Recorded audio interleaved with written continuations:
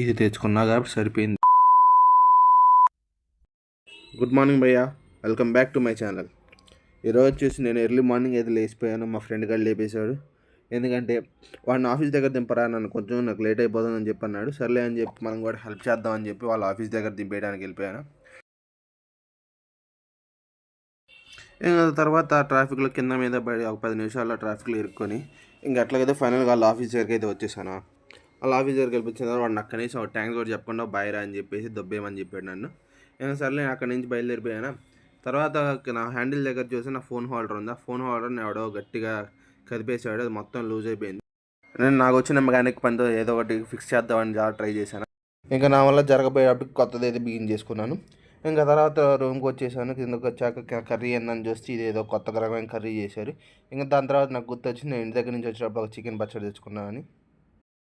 ఇంక నేను ఏమాత్రం ఆలస్యం చేయకుండా లోకల్లో ఉన్న నా పచ్చడి డబ్బా మొత్తం బయటికి తీసాను. బయటికి తీసిన తర్వాత కలుపుకొని ఒక ముద్ద నోట్లో పెట్టుకున్నానా, అబ్బాబ్బాబ్బా సూపర్గా అయితే ఉంది. మీరు కూడా కుదిరితే ఒకసారి ట్రై చేయండి గైస్.